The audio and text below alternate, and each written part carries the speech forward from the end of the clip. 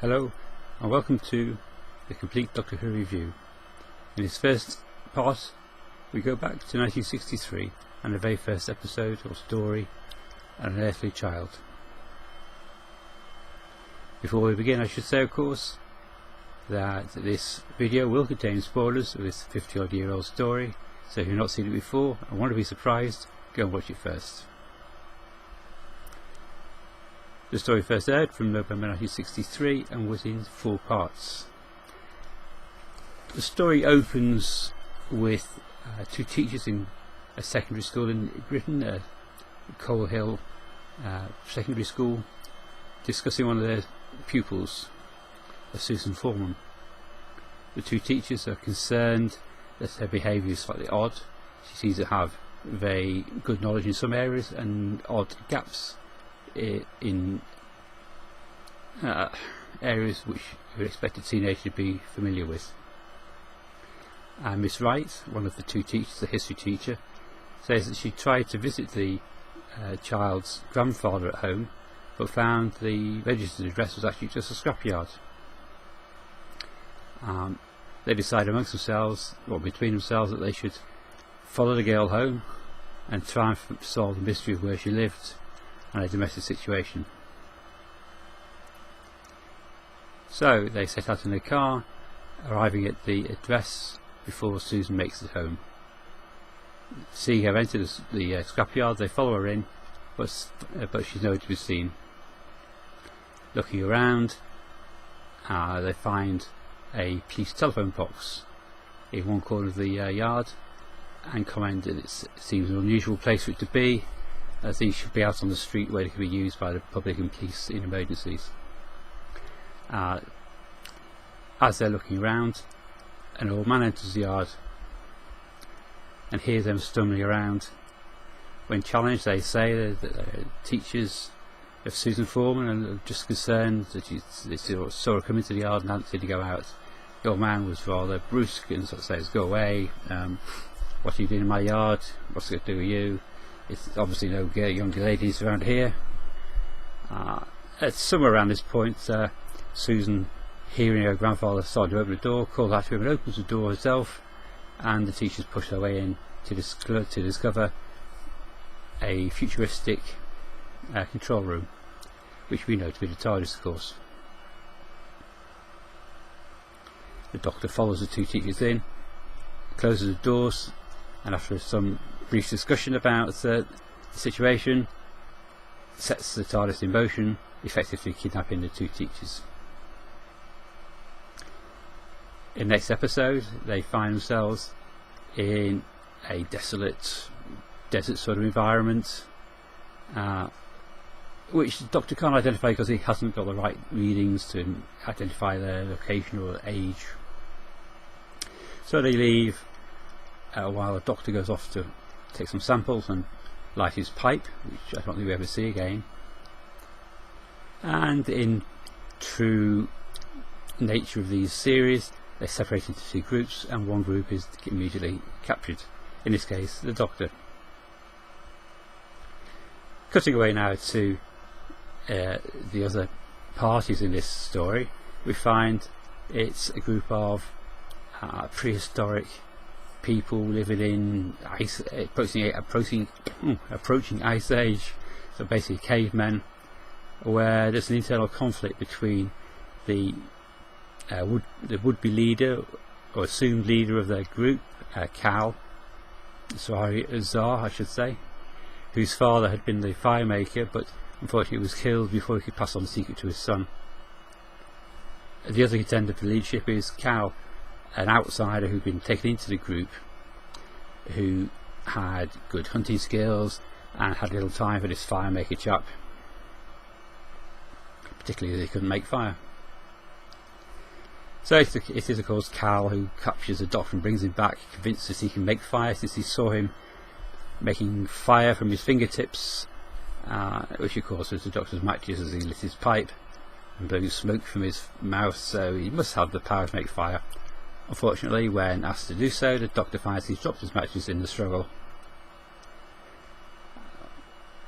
Meanwhile, Barbara, Susan and Ian the teachers and his granddaughter have discovered his absence and set off to find him. They stumble into the cavemen's group and are promptly captured. After a bit of a discussion again, they're thrown into the Cave of Skulls to be kept safely overnight. This is a cave, funnily enough, full of skulls, all of which have been broken open. Whether this is the result of untimely death or something that's happened after death is not really explored. Amongst the group of cave people is an old woman who doesn't really trust this newfangled fire, so she decides to slip away while the rest of the tribe are sleeping and let the TARDIS crew escape. Unfortunately, Zar's girlfriend, Hare, H-U-R, notices her leaving, wakes Zar, and off they follow to find the cave empty, other than the old woman, whom they have a discussion with again, and then follow the Doctor, Ian, Barbara and Susan off as they try to make their way back to the TARDIS. Unfortunately, Zar is injured by an animal attack, and the team turn back, although the Doctor's far from convinced it's a good idea. So they turn back to help Zar, make a temporary rough stretcher to carry him back, and make their way back towards the TARDIS where they can give him better treatment. However, the rest of the tribe has been woken and capture them all again, take them back to the camp, or to the cave. Meanwhile, Cal has found what the old woman has done and has killed her. So,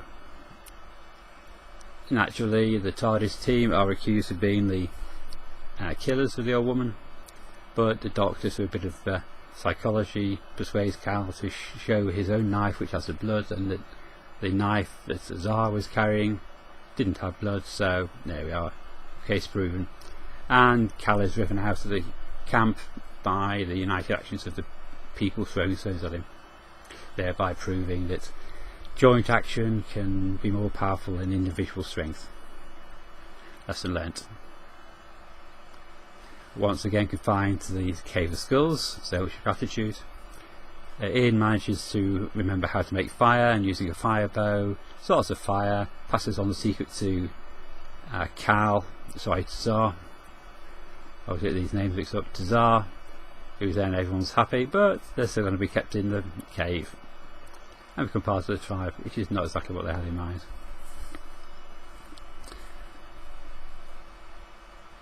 Meanwhile, he comes back. Yes, it's Cal's back again. We end up in a big fight in the cave, face off between Cal and Zar, which ends with Cal being killed by Zar, thereby cementing his leadership role. And again, the TARDIS team are going to stay in the cave. At this point, Susan has a brilliant idea of making a display, I suppose, of skulls with torches shoved up inside so the flame to lick out through the eye sockets, and thereby convince the tribe that they almost had died and these are their spirits or whatever inhabiting the cave. And in the confusion, TARDIS crew managed to slip away back to their TARDIS. Great. So, what are the impressions of the episode? Well, it's in two parts, as the synopsis should have indicated. Basically, we have the introduction in modern day, or 1963 London, showing Susan getting to know her teachers, the teachers following her back and falling into the TARDIS and being whisked away. And the second part is the prehistoric struggle. The first episode is excellent. Basically, it stands up well in today's terms. It's intriguing, it introduces interesting characters, it sets up the situation and gets everyone into the TARDIS. I should say the opening titles were very inventive, eye-catching, and again stand up well to the test of time. It's very unlike the sorts of titles that you would have seen at the time, which tend to be quite static, title cards over still images or clips from the show. I won't go into technicality of how they did these title sequences because it's been described in every review you've ever seen of Doctor Who. The story is much stronger in the first episode than in the second part, parts 2 to 4. Although I'm not as critical as some reviewers, it is obviously not action packed, but it does establish firstly the idea of time travel. It brings some of the character of the protagonists out to the fore, I should say. So we get to know a little about Ian and Barbara, but it's really just a way of establishing the characters and getting things underway. This wasn't actually intended to be the first episode, it was just the only one they had scripts for, which were completed on time, so the BBC being what it is, they just went with what they had. As I said, as far as I can recall, this is the only time we ever see the Doctor smoking. It's certainly smoking a large pipe, and that is blatantly a plot device to introduce the idea of fire to the watching caveman. It does introduce a couple of things which are important. Of course, we have the TARDIS itself, the name TARDIS, which Susan says she invented, time and relative dimension in space, from the initials. We also find that the chameleon circuits, which should disguise the TARDIS, doesn't work, which both Susan and the Doctor comment on. We also find out, of course, that the Doctor's name isn't Foreman, despite the fact that his granddaughter used the name Foreman. Although logically, even if Susan's surname was Foreman, their grandfathers needn't necessarily be the same, unless the name was her father's. There we go. And of course we have the classic where I think Ian refers to Dr. Foreman and the Doctor says Doctor Who, always that effect. The first of many times that we hear the Doctor Who question repeated at various points in the series.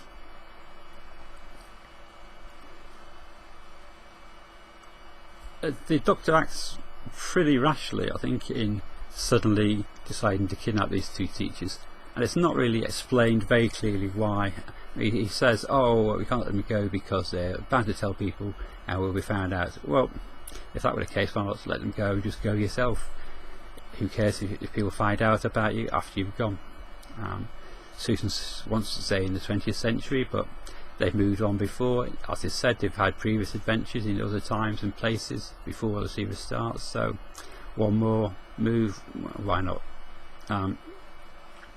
The unearthed pilot, which was shot before this actual final version, made it a bit clearer. The Doctor said something to the effect that it would be dangerous to reveal this knowledge to the 20th century at this point, the knowledge of time travel, which makes more sense then to actually take away the two teachers, but it's something that was cut out of the final version, so it just leaves the Doctor looking rather rash.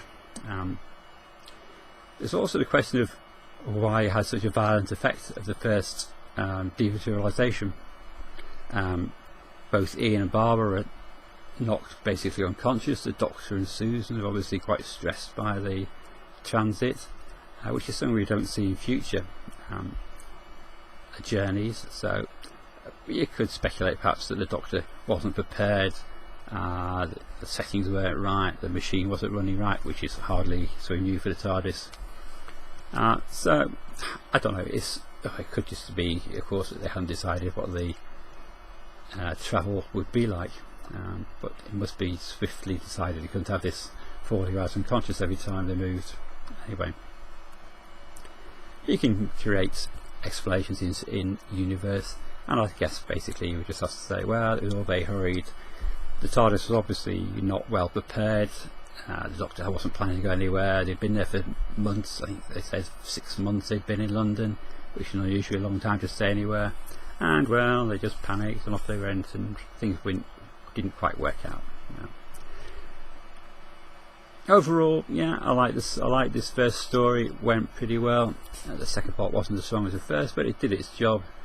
I think it was probably a good idea to have a time travel story rather than a story where they travel in space as the first episode or first story, simply because that's the key element of the whole story, is the fact they're travelling in time, not just in space. Although it has to be said, it's never actually explicitly said that the story takes place on Earth. We just assume that it is actually just prehistoric men.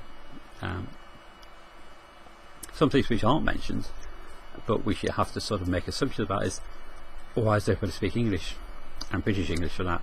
Well, of course they have to if we're going to understand what's going on, but this is a constant across all stories. So much later on it's explained that there's an influence of the TARDIS on the crew members so they can understand, etc. But it's just a plot device, as Star Trek has its universal translator, so the TARDIS has its TARDIS effects, and that's it. They speak English, and there's British English because it's a British TV show. That's it. There's not a lot more to say about this one. It's pretty well received. The first episode was retransmitted after the week after the first showing, which is unusual. It's a couple of reasons. There were some power failures in parts of the country, which meant that some people didn't see the episode. It was also the day after the assassination of Kennedy, and although it didn't directly disrupt the scheduled time of transmission, it probably did mean there's fewer people watching because they were interested in other things at the time. Either way, it got a second showing immediately prior to the second episode on the following week, so that was quite unusual. If you enjoyed this first review, I hope you'll subscribe, like, comment, and all the things that YouTube asks us to do, so you'll have a better chance to see future episodes. I'll see you next time for the Daleks.